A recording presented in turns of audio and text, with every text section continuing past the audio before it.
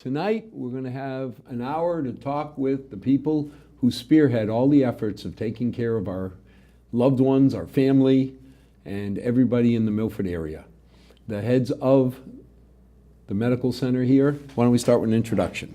Yeah, I'm Phil Ciarmacoli, and I'm president of the physician group practice, formerly Tri-County Medical, now Milford Regional Physician Group. Good evening, Al. Ed Kelly, President and CEO for Milford Regional Medical Center. Now, Ed, you get to keep your title. I do. I mean, with Phil now, he becomes the father of the new school committee member. He does. There He you go. loses his identity altogether. Best title of all, Al. I was going to say, you change your company name, and now it's Laura's father. That's great. That's great. Yes, I was actually, if I can digress for a minute. Yeah, I was actually very proud of her. She did a nice job. She worked hard. She tried to focus on issues. And I'm very confident she'll do a good job. Well, we all thought it was because of Senora Say. Yeah. We thought it was because of Gail more. Yes, we have to give Gail a little credit. She's kind of in the background. Everybody knows Senora Say. Yeah. Everybody that grew up and took any Spanish knows her. So how could you not vote for her daughter, even though Phil was involved? Al, I thought the staff that Laura had was excellent. They did a great job putting up signs. They all seemed nice and straight and well positioned. So good job. We had a very deep committee. It was Gail and myself, my son Brian, my son-in-law. but actually, it's funny. One of the contestants, Tariq, actually came up to Gail and said, "Hey, you're one of the best teachers I ever had." So I love it. So now, new and exciting year. How do you describe? I mean, I think this year is a lot nicer than last year, but Yeah. So I think, Al, thanks. Our history, just to look back a little bit, 2016 was a challenging year for us. We opened our new building. We had a lot of startup costs for the new building. Really, I've been at Milford Regional for 25 years. We've only had a couple of years of losses, but 2016 was one of those years, and we had about a $7 million combined loss. So it was a tough year for us. And then 2017 was much better. It was really a turnaround, a team effort of everybody throughout our system, from the hospital staff to the physician staff, all of the medical staff, volunteers, everybody pitched in. It was a team effort. And we came close to break even for 2017. So definitely a big turnaround.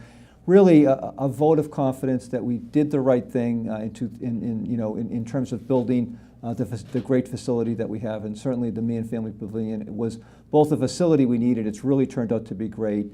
And certainly in 2018, a year of the flu, it certainly we've worked it hard. But now, when you think about it, not taking anything away, but you were up 5% in the ER above the year before, even in the horrendous financial year. Yep.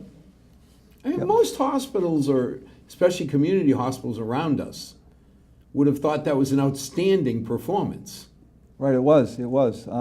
So it's hard to project for your future, and I think one of the things I've learned at Milford Regional is, really if you build it, they will come.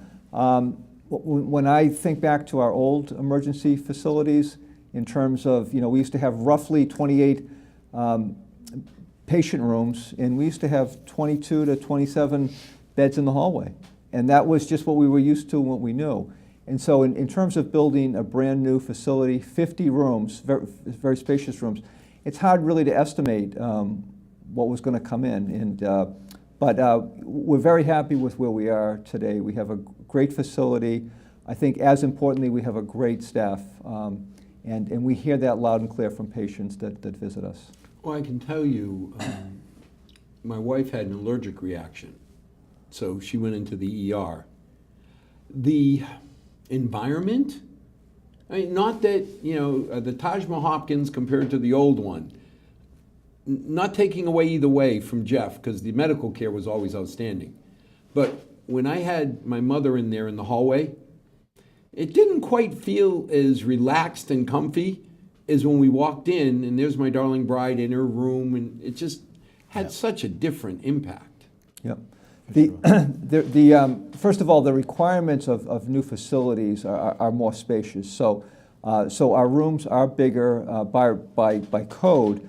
But I think knowing that it takes several years to plan and get approved, for a big addition like that, and really it's a credit to our entire team. You mentioned Dr. Hopkins and his physician team, but also all of particularly the nursing staff. They really did their homework. They knew that they were going to be building a new facility. They went out to a number of new emergency departments that had been recently built, and they wanted to know what worked and what didn't work. And they knew they'd only be doing this once, and they wanted to do it right. So one example, and I heard this a lot, in our old trauma rooms in our old ED, everything was wall mounted, and so the new trend are these booms. And it's like getting a new phone. It's like, well, I know my own phone, but so you actually take a little bit of a step backwards. But what they heard from other hospitals that had opened new EDs is these booms, once you get used to them, are more functional. And that's just an example. So the emergency departments have these booms, and now they move them in their sleep. But in the beginning, it's an adjustment. But again, really a credit to the team that they did their homework. That's one of the things that you all have built. The two of you and Frank before you, is that environment. Because I heard over and over that it wasn't just management saying, tighten your belt. I mean, even the board meetings, no more donuts. But something as trivial as, $2 worth of donuts. Yeah. The staff noticed that everybody from top to bottom was pitching in. And it seemed like it was easier to get their buy-in if they saw that you were giving up on a management level some of the little perks to help get through the financial crisis. Yeah. So I mean, that's a very good thing. On the physician group side, our physicians took on additional patients. They knew that we needed more volume.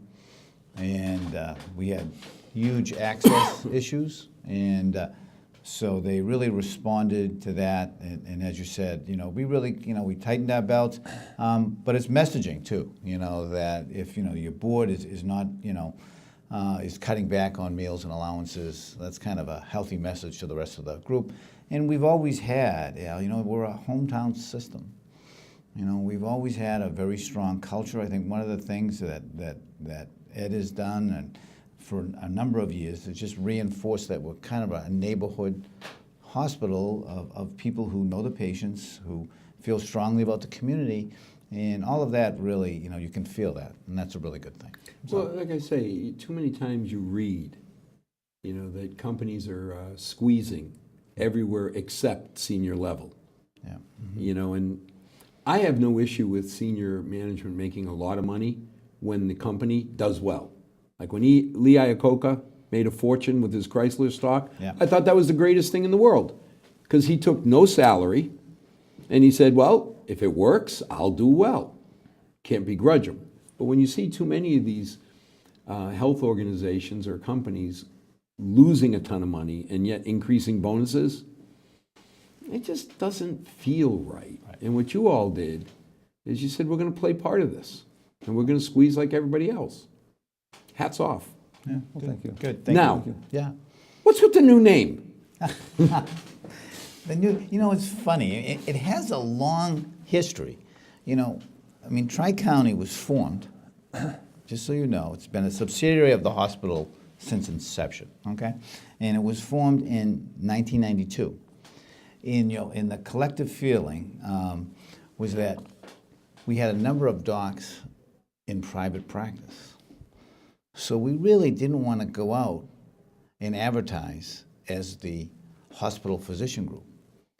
And so our branding was, you go to McGrath and you see some of our docs at McGrath, or you go to Franklin Primary Care, or you go to Community Primary Care. So we had names for all our sites, but that was done by design.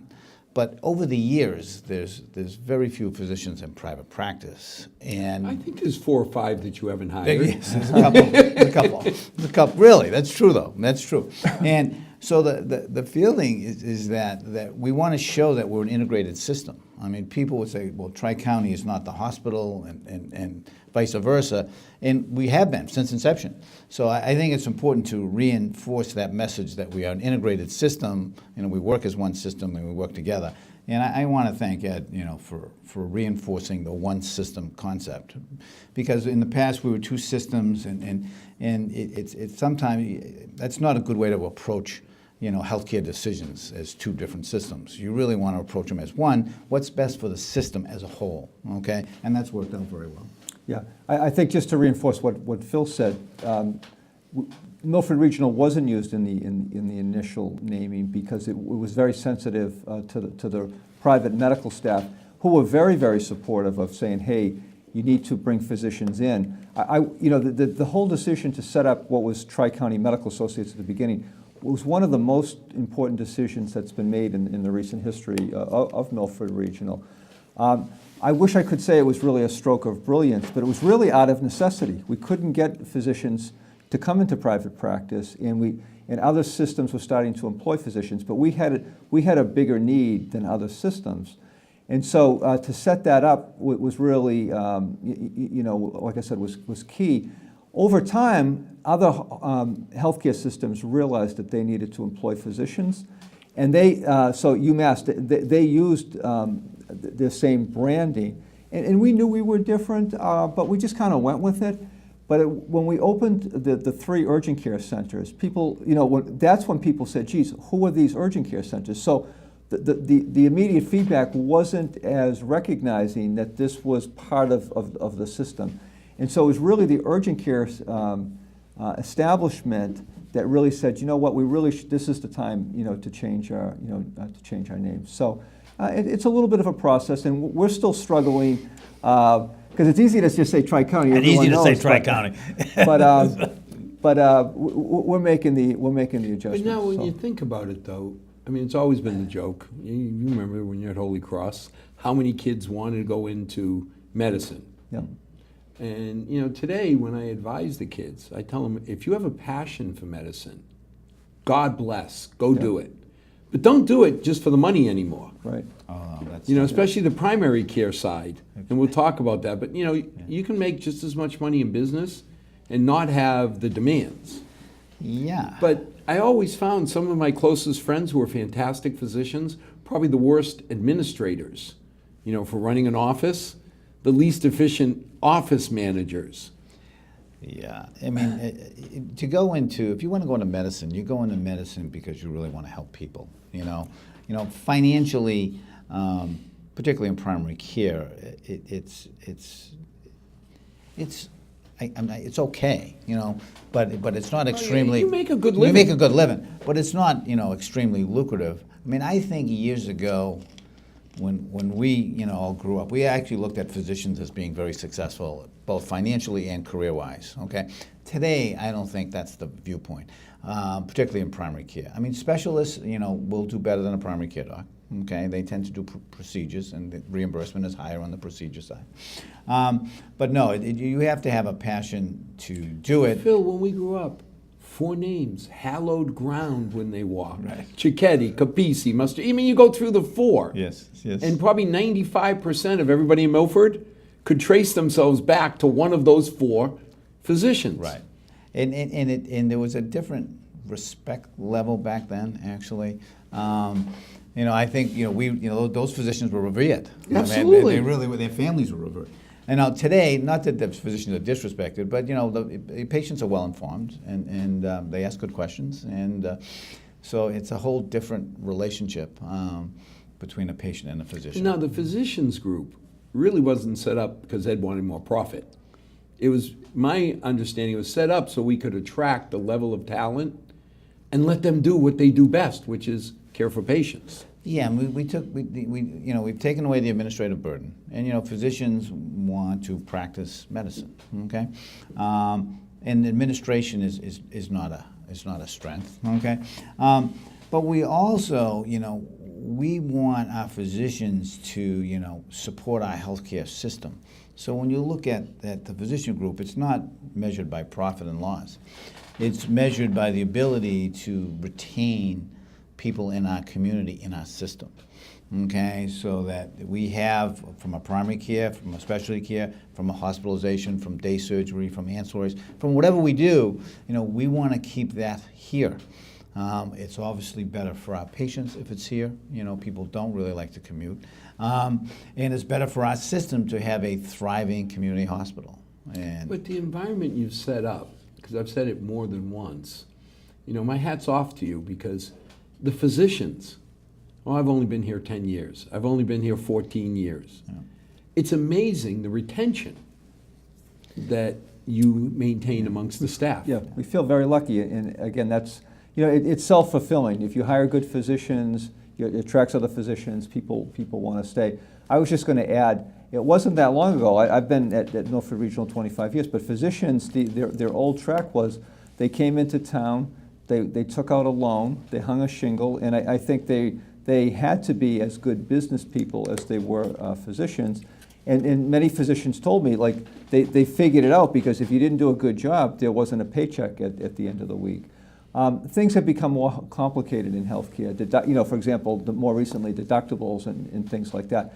When I went to the pediatrician, my mother pulled out the wallet and just paid. Paid the $20 and you're done. Things have really things have really changed a lot. And again, part of that reason, we have a rich history with UMass in terms of teaching programs. So when they came here in '91, the first class loved it at Milford. They said, "This is a great place. We want to stay here.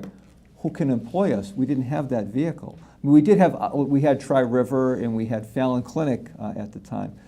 And what was a killer was a number of them joined the Metro West group, employment group in Milford to admit back to. Oh, wow. So again, it was really out of necessity.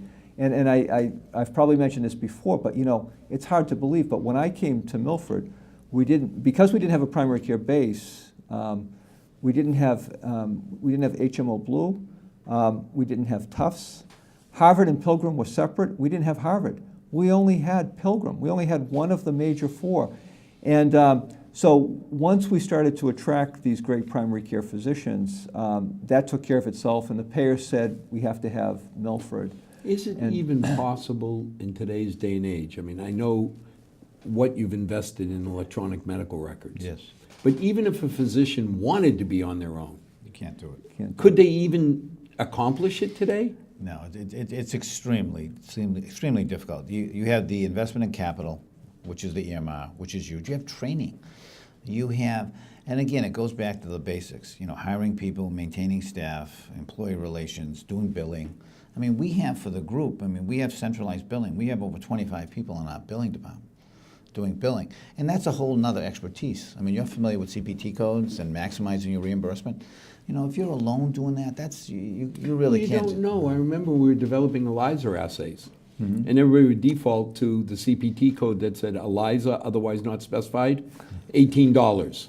And I'm looking and saying, wait a minute, it cost me $22 to run this dang assay. Right. So you had to hire people who knew how to code it right, so we could make some money. And speaking of the EMR, and I'll just jump to this a little bit. We are converting to Epic. And the conversion date, the go live date, is March 14th, 2019. So Ed became Santa Claus? No, it is a huge investment. It is an investment. The group is going to Epic. The hospital is still on Meditech. Okay. But we're already starting, we're having Epic meetings. We've had, I think, 5 meetings this week with different people from Epic coming out. It really is a process. It is expensive. It really is expensive. But you're not talking $100, $200,000 investment. No, you're talking about, I think for the group, it's going to be somewhere about $1.5 million. If you're lucky. And then you have ongoing maintenance. I was going to say, if you're not really counting all the hours, because I love when they say it's seamless. And then you realize I got 8 people in a room for an hour here, 2 hours there. We'll drop, for the first month, our revenue will drop at least 10%. Okay, so you got the revenue hit. No, that's a good point, Al. You'll have the revenue hit, You have the investment in capital, you have ongoing maintenance, and then you'll have various upgrades along the way, which I'm sure you're familiar with, and that you end up. But it's funny, you know, when you talk about Epic, it's amazing to me that the number of healthcare systems on Epic. Just think of this. Now, Partners is on Epic. So Mass General went 3 years ago. And all of the partner groups are just pretty much there, okay? Then you have Leahy is on Epic. Atrius is on Epic. Reliant is on Epic. UMass. Brown is on UMass. Epic. UMass is on Epic. It's just amazing. Well, the amazing part was... So it is becoming almost a universal language, which is better for patients But because if the you think about communication. it, when I first came to Milford, I had to call my physician in Virginia, try and get copies of my records, Yes. copied and sent up. I mean, I went now, nice Holy Cross boy, Dr. Carlson. Ah, very good. He logs in, and all of a sudden, all the way down to my shoe size Yeah, is at his fingertips. yeah. You know, so it was more convenient, but more important to me, chances on him not having a key medical indicator to Would review be rare. Yeah. is rare. Yeah. No, I mean, that is very true. By the same token, and it certainly is taking more time at the physician level to do that. The record is better. The quality is clearly better. But one of the frustrations with physicians is that they become more data collectors from that sense. Okay, so there is that. Yeah, you got Uncle Phil saying 13.8 minutes. You got to average a new patient. Something like that. Not quite, not quite that bad, but you're to the point. But You're at right. the end of the You're day, to the point. you have to increase their ability to see patients because that's how you're getting judged and paid. Yeah, well, we're always, recruiting is probably our number one priority, and the shortage, and I talked to you before the show. I said, Primary care I'm not going to physicians. talk about the shortage of primary care physicians because I talk about it everywhere and I talk about it all the time, but it is getting increasingly more difficult. And what you see happening out there are that healthcare systems are raiding other systems because there's not enough new graduates, particularly in internal medicine. There's just not. I mean, UMass has a residency program, and they've been wonderful to us over the years. And frankly, that's one of the things that helped build the group was having residents actually rotate through Milford. But in their current classes, they out of 30 residents, they may have 2 going to primary care because the other 28 either become hospitalists, which is a whole new specialization that evolved over the last 15 years, or they go on a fellowship because you can become a specialist and make more money. Years ago, if you needed income and you were an internal medicine resident, you went to primary care. You went primary care. Because there's nothing else. So that is a big. You look at the people like Mike Newstein. I think he was ready to retire by the time he finished all of his requirements. I mean, all kidding aside, you think of how many years, school, med school, residency, Yeah. you go through it and then you Fellowship, say, fellowship. How old are you when you graduate? Yeah. My Sometimes roommate. they do research. Yeah. Yeah.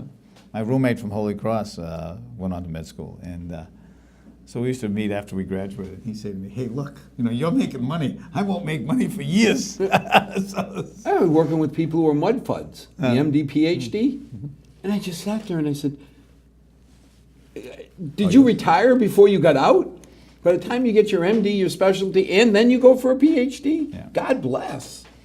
So Ed, when somebody says, why should I come to Milford? How do you answer that question? Because that's got to be the most fundamental issue. I don't think I get that question anymore. I think one of the struggles we get is really keeping up. People want to come to Milford. I think it's the reputation. It's everything we've talked about. There's a special feel to Milford in terms of the staff. It's the medical staff. Phil's mentioned it, recruitment. I mean, our biggest issue is keeping up with demand. At Milford, I think this partly answers your question. Why should you come to Milford? So we have the best of both worlds. We have great local community care. If you need a higher level of care at an academic medical center, you can get that. So we're really well connected. A lot of community hospitals are so happy to have one affiliation with an academic medical center. We have 4. So we have UMass that's been longstanding and is built around teaching programs, and Tri-River in Uxbridge. We have Brigham and Women's in Dana-Farber. So the Cancer Center is a big anchor of that. Phil's group contracts through the Partners Network, so connected to Brigham. And then we have physicians that come from Worcester, from UMass, and from the Brigham. They come out to Milford, so they spend time at Milford. Many of them go back and forth between both, so they do their more basic care in Milford, and then they personally can bring care to the bigger centers if they want to. And then, of course, if you need just a higher level specialist, we have that ability. So what we hear from patients don't want to travel. So if they can get local care and get, as we call it, the basics well done locally, that's great. But they have the comfort to know that we can transition them quicker with better connections to Boston and Worcester. Even if you go to our cancer center, we have great oncologists here. We have some specialists that rotate out from Dana-Farber. But then there's what I call super specialists in Boston. And we've had a lot of, mostly employees that I've known that have been treated locally. Once in a while, they'll go into Boston, and their oncologist in Boston will be on the phone with a local oncologist, or vice versa. So I think it's really the best of both worlds. We feel fortunate, as I've said many times. A lot of community hospitals have struggled. So many have gone out of business. Others have been forced to merge, really out of necessity. We feel lucky. We've been building and growing, since I've been here, both in terms of facilities but programs. And so it's really a basic strategy. It's good. It's just good healthcare. Focus on what's good for the patient, and it's really worked. So. Our medical staff has been really tremendous. We've been very fortunate in who we recruited, and as I've mentioned, our options for employment. We have our physician group, Milford Regional Physician Group. We have a number of private practitioners, largely in the specialty area, and then we have UMass and Brigham physicians that rotate out. Of course, we have the Cancer Center physicians. So it's really special. Well, that rotation for UMass seems so wonderful because you get the talent. Yep. The people who are fresh, really cutting edge, and then Phil gets to see which ones he wants to poach. Right. Well, it used to be easier. It used to be a lot Yeah. easier because, that's how we really got started years ago, Al, is that, I mentioned the group was formed in '92, and then that same year, we entered into an affiliation agreement with UMass for internal medicine residents who rotate through Milford. Back in the '90s, pre-hospitalist programs, that's where we were getting to see all that. We were getting chiefs, we were getting the best residents because they liked the feel of a community hospital, good suburban location. You can go to Boston, you can go to Providence, you can go to Worcester. Had a teaching program. Had a teaching program. Yeah, but that has changed a little bit because those same residents aren't going into primary care today. We still have them, but back in the '90s, that was a wonderful It thing. reminds me, when you think of Boston, with all the top universities we have, we're able to attract the smartest, the best students from around the world. And let's face it, we poach 25% of them.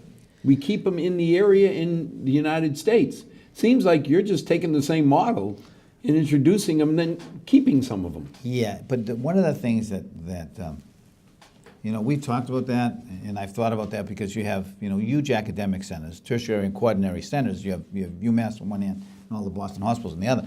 But a lot of those physicians like to practice some element of academic medicine, okay? So they really don't come out, most of the residents at Mass General and Brigham stay there and do some type of academic medicine. They might do some primary care on a part-time basis, or even the specialists, I think, obviously do clinical research. So we're surrounded, that's true, but you have to compete. And the type of physician, UMass and Boston systems attract is really academic and research motivated. But that's all over the country. I mean, when I was working with some surgeons out at the Mayo Clinic Yeah. on organ transplant, they were talking about the programs and how people are there. And I laughed. I said, yeah, it sounds almost as good as the center of the universe at home. Yeah. You know, and yeah, But got to the admit, Mayo Clinic has a pretty good I was going to reputation. say, now. I said, Mayo Clinic has So it's- done pretty well on its own. So anyway, But it was nice to hear, you know, in Rochester, Minnesota, that their philosophy and how they're maintaining their staff yeah. fit right into what you guys are doing on a local level. Yep. Now, another thing, we're talking about new urgent care facilities. Yeah. Okay. Sure. Why? You know, it's you know, your daughter. I'll make this personal. How's that? Your daughter, my son. Not that I would ever mention your daughter. No, my daughter. Your daughter, my son. Okay, we'll change it up. You know, that generation is very much focused on convenience. They want to go when they want to go. They're pre-chronic disease, so to speak, for most of them, right? And even other patients. I mean, people, you know, we are busy. Everyone's busy today. I mean, everyone's trying to maximize every minute of every day, right?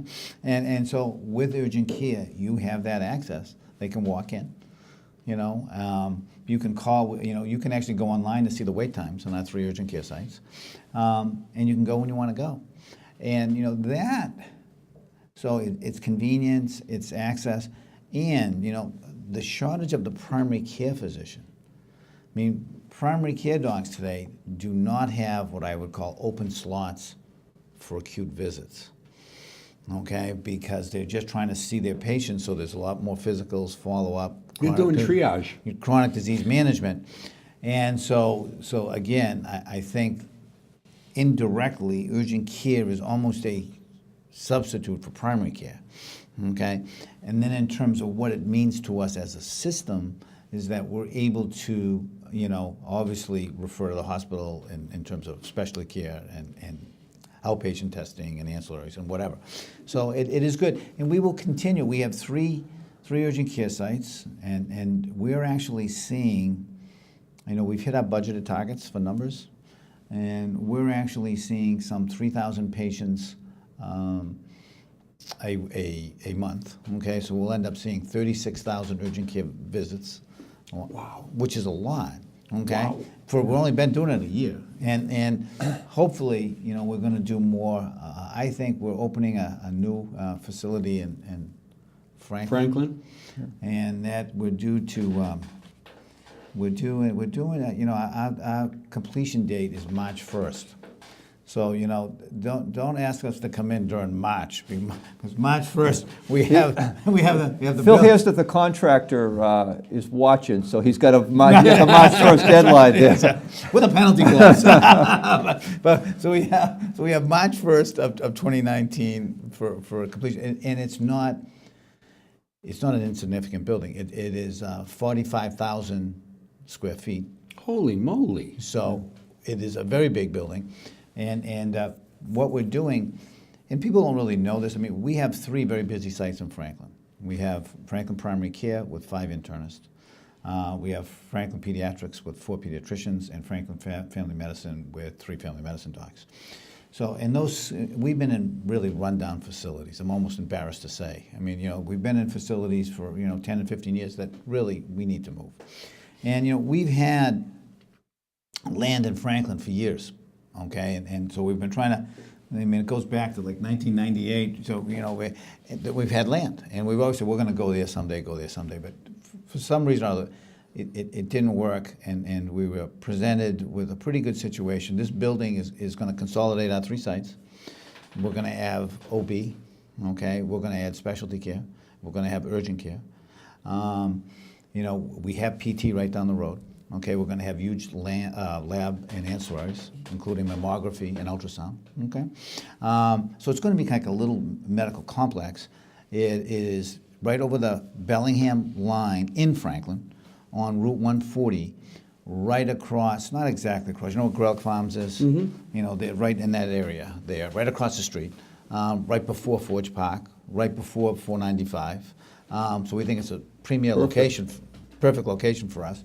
But we're very excited about that. And you know, we're anxious to kind of put our footprint in the Franklin community. I mean, they know we're there, but not we're isolated in 3 different locations. They have this huge building with our stamp on it. I think it's going to be the same effect of moving from our old emergency department to our new building. It's going to be, you know, it's fulfilling for the staff there, the physicians in the office staff, to be able to move into a more modern building. So I think it's going to be great for patients, Well, and now, very exciting. Convenience-wise, the urgent care is wonderful Yeah.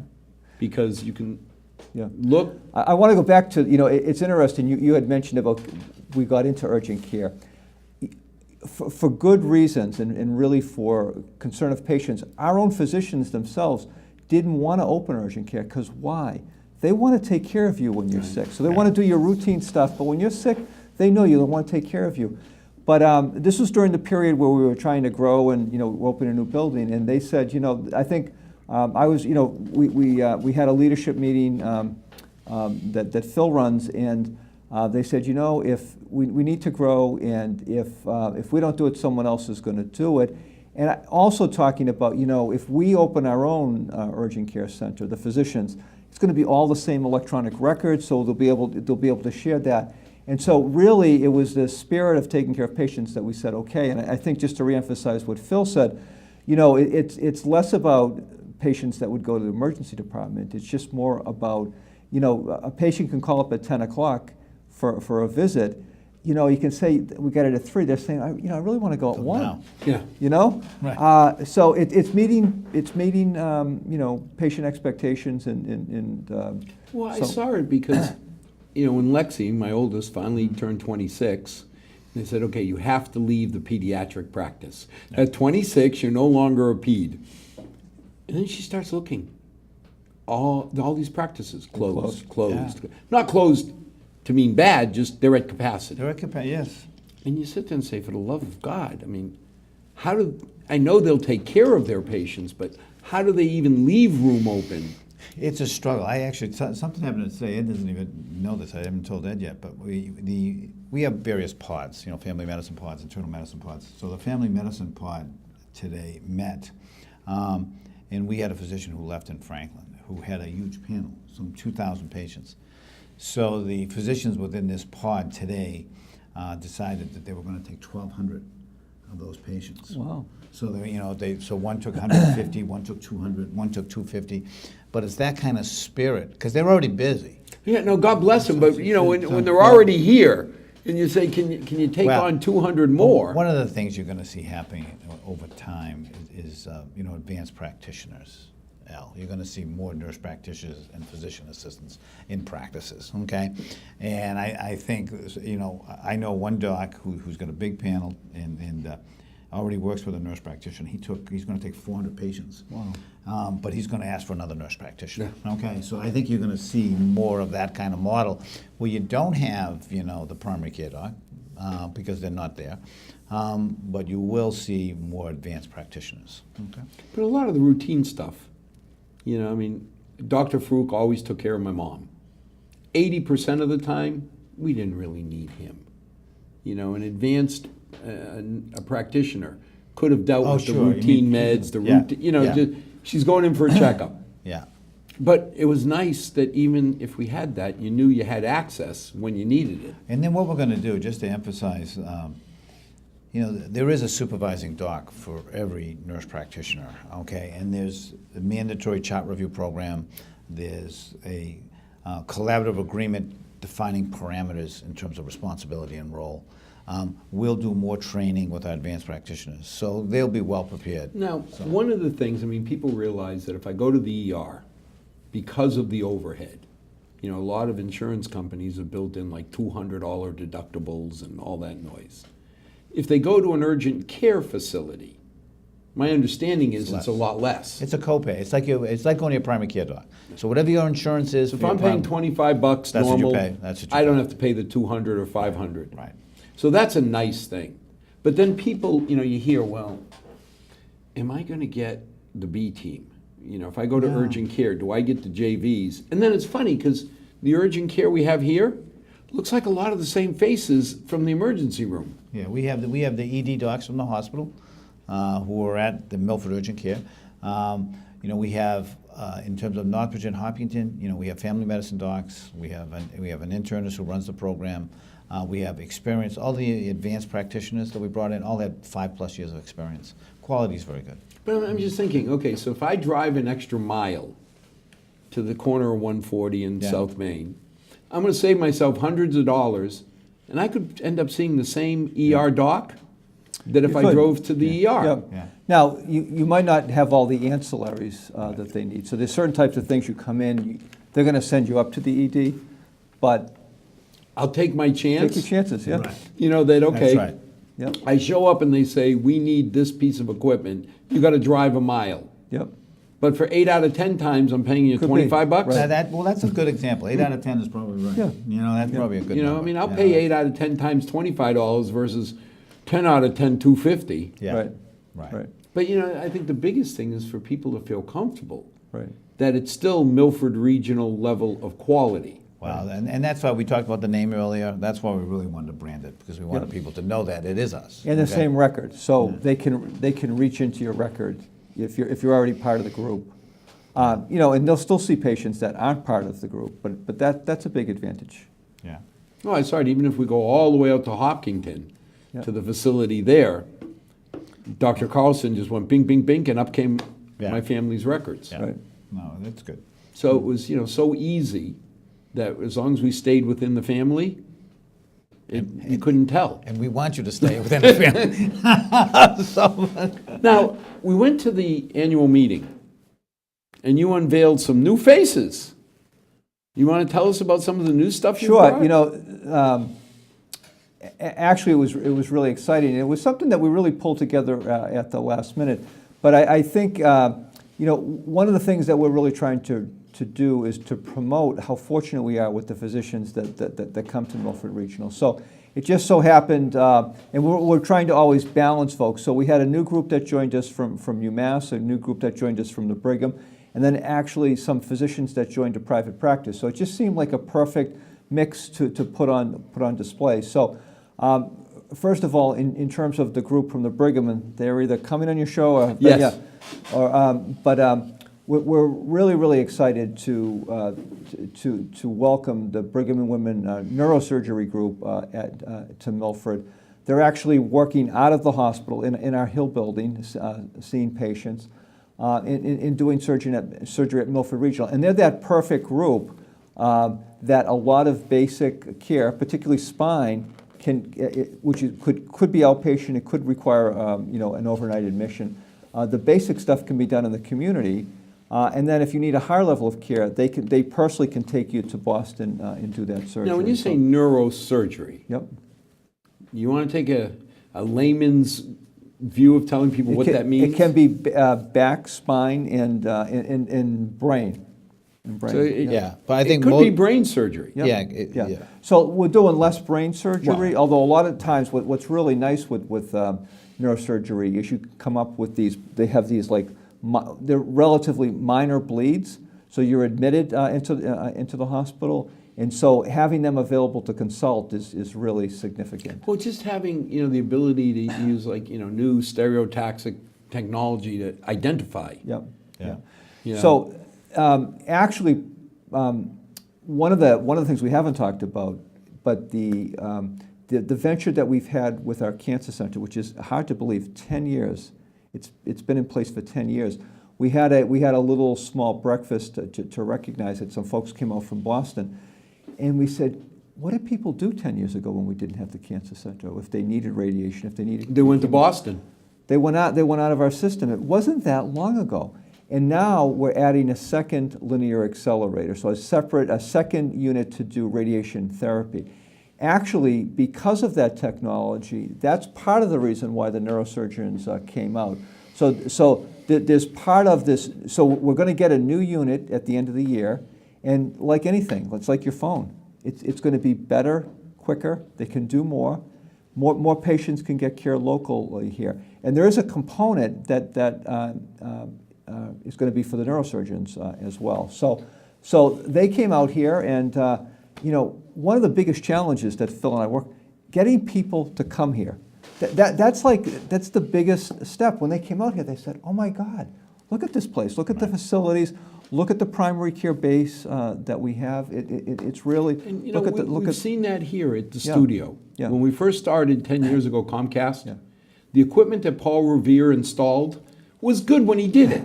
But trying to get the new interns in, Yep. and they're looking at this analog technology dials, and it was hard. Yep.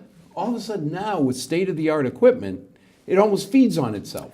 And again, they did need a commitment in terms of equipment, table, and microscope, which obviously wasn't inexpensive, but of course, because our philosophy, has been really, if healthcare is so challenging, but if you do what's good for patients, take care of what should be taken care of locally, and that's what they said. They had a track record. They had been down at South Shore Hospital and done a similar program, and so.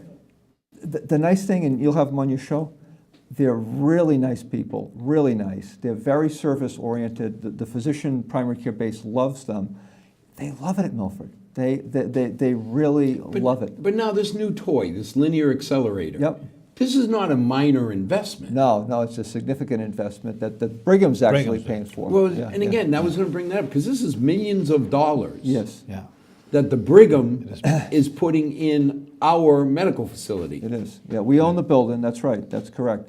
So we're very excited to have them here. They're operating. They've actually operated on some family members of some of our employees. So, and it's been really, really fabulous for us. So they were featured at the annual meeting, to answer your question, and they're very modest, and it's really just a great add to what we already have. Also at the annual meeting, we featured some vascular surgeons from UMass. So we had 2 of their vascular surgeons down.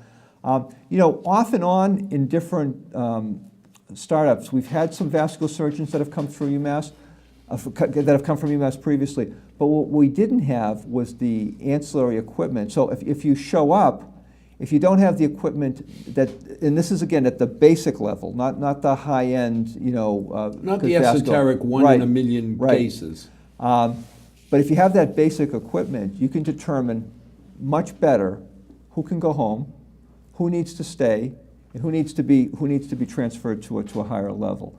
And honestly, it sounds simple, but that was missing before.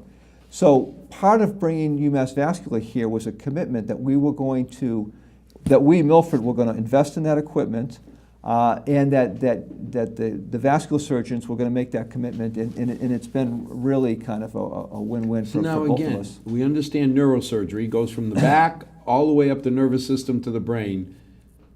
What's a vascular? I wouldn't do it justice, but vascular, it's basically it's your arteries everywhere. So it's the whole Cardiac, circulatory system. feet, your whole circulatory Your system. varicose veins, for example. Yeah. Okay. Yeah, but it's also when you have circulatory issues. Sure. Yep. of course. And it's patients that need dialysis access. It's very it's a growing field because people we have an aging population, and not necessarily the healthiest population. So that's been a great service, and they're very welcomed here as well. And then we had 2 new guests. Before you go on, the whole idea that you mentioned, what you said was profound. With the new tools, the vascular docs, the vascular surgeons, can identify earlier when I may have a problem that should be addressed. Yep. And to me, that's the most important thing, because you start thinking about how many derivative issues could come of that. If I can tell earlier that I need some kind of treatment, Yep. whether I'm doing it here or not, Right. it's just going to help me as a patient 10 times over. Yep. Right. So, and then the third group that we had at the annual meeting was 2 new gastroenterologists. So, I'm hoping at some point you've had Dr. Grimaldi on the show. Oh, of course, Dr. Al's, he's the first one. They have a tremendous group. So there was 7 physicians and a bunch of advanced practitioners. A great service, very highly thought of by our medical staff, and certainly Dr. Grimaldi has been a leader at Milford Regional, both in terms of trustee position, medical staff leadership. He's just and a great friend and a really smart gentleman.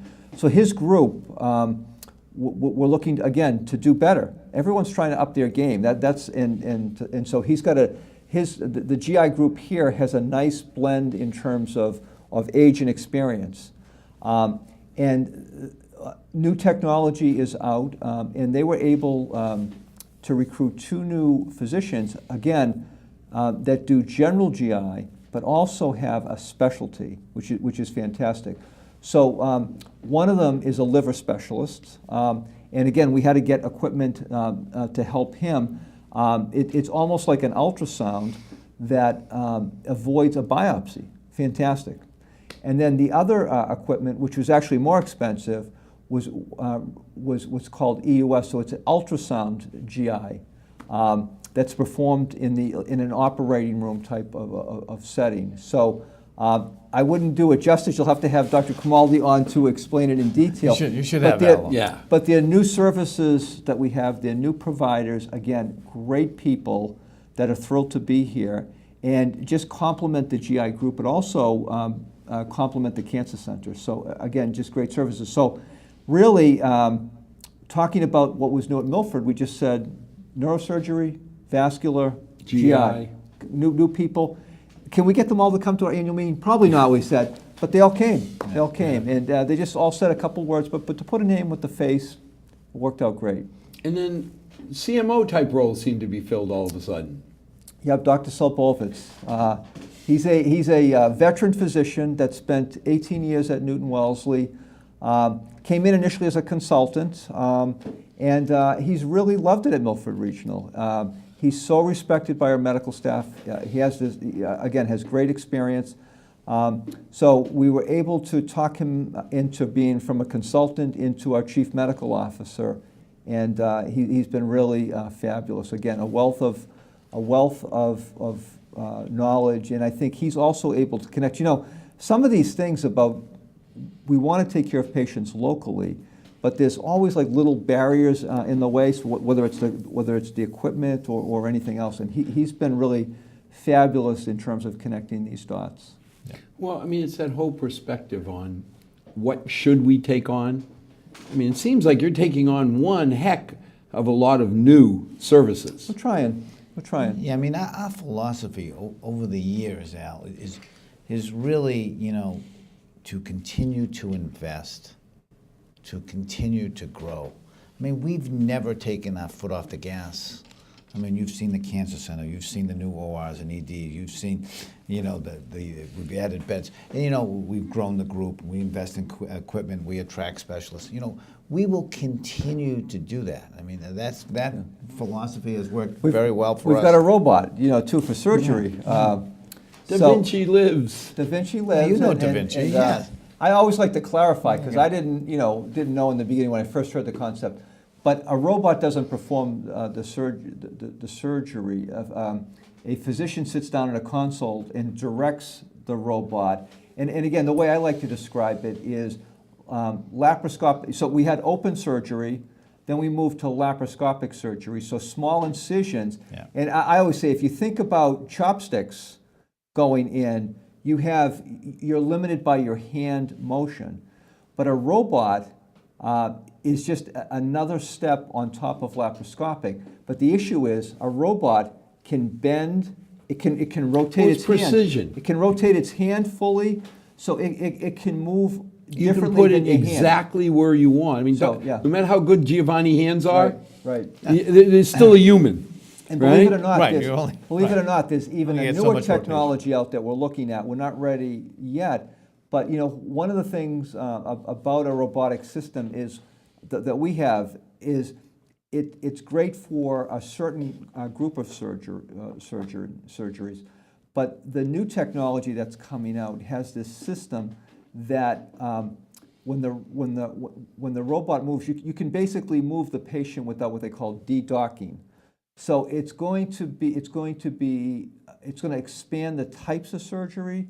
So we have an SI, the new version is an XI. So when the time is right, that's something that we're going to be looking about. So again, we're advancing the types of things that we're looking at just because it's how medicine is changing.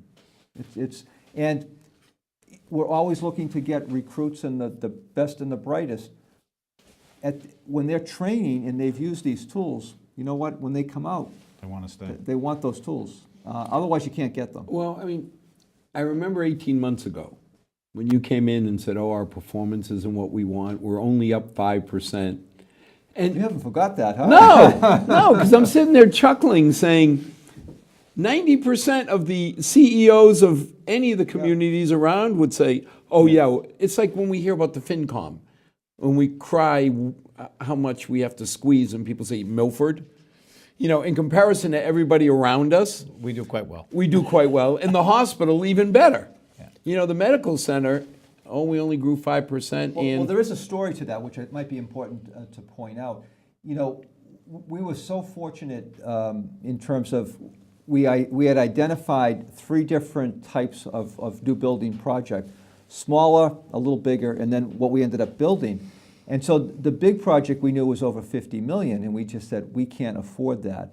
So the first part was the fundraising effort, championed by Kevin Meehan, that he said, if you do the bigger project, I'll commit 5 million, but we knew we would need 25 million, and we did it. But you know, the balance of that project, we had a finance.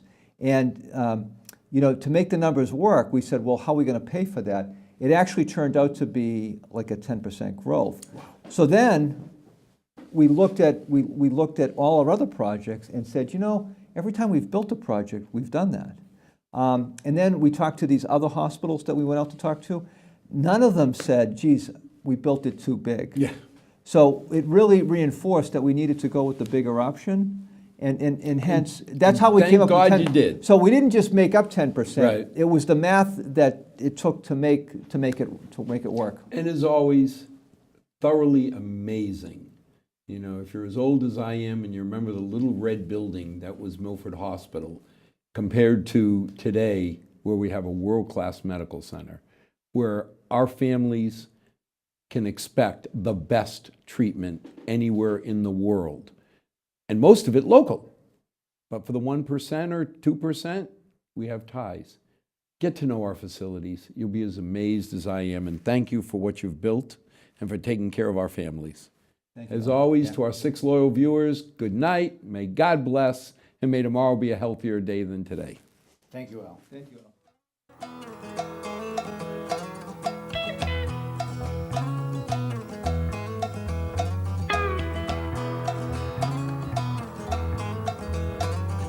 Not too long since I've been home.